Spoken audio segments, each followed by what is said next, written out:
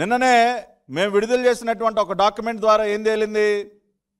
ఇదే AR dairy సంస్థ 408 రూపాయలకి సరఫరా చేయటం మాకు ఇష్టం లేదు, మేము చేయలేము అని చెప్పిన సంస్థ 6 నెలలు తిరగకుండానే 319 రూపాయలకి మేము సరఫరా చేస్తాము, అది కూడా 10 లక్షల కిలోలు నెయ్యి సరఫరా చేస్తామని ముందుకు రావటం, దాని వెనక కుట్ర లేకుండా వాళ్ళు ముందుకు వస్తారా? రెండోది, ఇప్పుడు నేను క్లియర్గా ఏదైతే ఎక్స్ప్లెయిన్ చేశానో, వాళ్ళకి కెపాసిటీస్ లేకపోయినా సరే, వాళ్ళకు ఉత్పత్తి సామర్థ్యం లేకపోయినా సరే, టీటీడీ రిపోర్ట్ ఇంత స్పష్టంగా వాళ్ళ కెపాసిటీస్ అన్ని చెప్పినా సరే, ఇది కుట్రలో భాగంగా ఏఆర్ డైరీకి ఈ కాంట్రాక్ట్ కట్టబెట్టడం కాకపోతే మరేంటి అని అడుగుతా ఉన్నాం.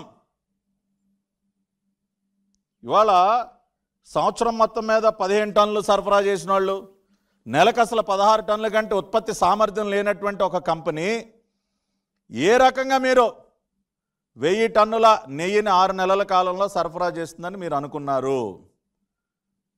అంటే మీ ఆలోచన ఏంటి?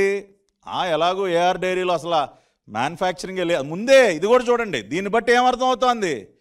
ఏఆర్ డైరీలో అసలు ఉత్పత్తి చేసే ఆలోచనే వీళ్ళకి లేదు. వీళ్ళ ఆలోచన అంతా కూడా బయట ఎక్కడో ఏఆర్ డైరీని ముందు పెట్టి వాళ్ళ పేరుతో బిల్లులు కొట్టించి బయట ఎక్కడో నింపుకుని తీసుకురావటానికి కాకపోతే మరేంటి? ఇదే కదా మీ దుర్బుద్ధి. మీరు తెలిసి చేసిన పాపం కాకపోతే మరేంటిది? వాళ్ళకి ప్రొడక్షన్ కెపాసిటీ లేదని తెలుసు, సరఫరా చేసే కెపాసిటీ లేదు, డెలివరీ సిస్టమ్ లేదు, స్టోరేజ్ కెపాసిటీ లేదు, ఇవన్నీ లేవు అని తెలిసి మీరు ఆ కంపెనీకి ఇచ్చారంటే అసలు మీరు ఏఆర్ డైరీలోనే ఆ నెయ్యి మ్యానుఫ్యాక్చర్ చేయలేదు. దీన్ని బట్టి చాలా క్లియర్గా అర్థమవుతోంది. కేవలం ఆ పేరుతో బిల్లులు కొట్టించారు, ఇన్వాయిస్లు పెట్టారు, ఆ కంపెనీకి టెండర్ కట్టబెట్టి బయట ఎక్కడో నింపుకొని తీసుకొచ్చినటువంటి నెయ్యి అది. మీకు కావలసినటువంటి వ్యర్థాలతో కలుషితం చేసి కేవలం డబ్బులు గుంజుకోవడం కోసం దాదాపుగా ఈ కాంట్రాక్ట్ విలువ కూడా చూసాం కదా, కాంట్రాక్ట్ వాల్యూ సుమారుగా 32 కోట్లు. 32 కోట్లకి కక్కుర్తుబడి 32 కోట్ల టెండర్కి కక్కుర్తుబడి స్వామివారి సొమ్ము, భక్తులు సమర్పించి స్వామివారికి ఇచ్చినటువంటి డబ్బులు, దీనికోసం కక్కుర్తుబడి ఇంత పాపం చేస్తారా? ఏమయ్యా సుబ్బారెడ్డి, టెండర్ కండిషన్స్ దేనికి మార్చావు? ఈ పాపానికేనా? ఈ 5 సంవత్సరాల కాలంలో ఎంత మింగేశారా మీరు? జీడిపప్పులు ఎంత మింగారు, కిస్మిస్లు ఎంత, ఇవన్నీ వస్తాయి ఇప్పుడు. మొత్తం అంతా కూడా వెలికిది మీరు చేసినటువంటి ప్రతి ఒక్క పాపాన్ని ఈ రకంగానే బయట పెడతాం.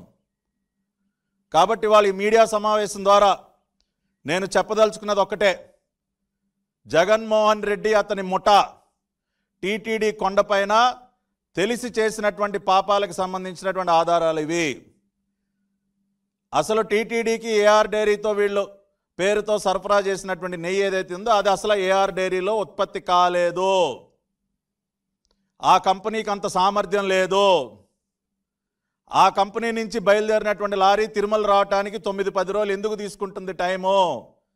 అంటే మధ్యలో వీళ్ళు ఎక్కడో ఒక సెటప్ ఏర్పాటు చేసుకుని అక్కడ ఈ అడల్టరేటెడ్ గీని ఆ బండిలో నింపి తీసుకొస్తా ఉన్నారు అన్నది చాలా క్లియర్గా ఇవాళ ఈ ఆధారాల ద్వారా స్పష్టంగా తెలియజేస్తా ఉన్నాం.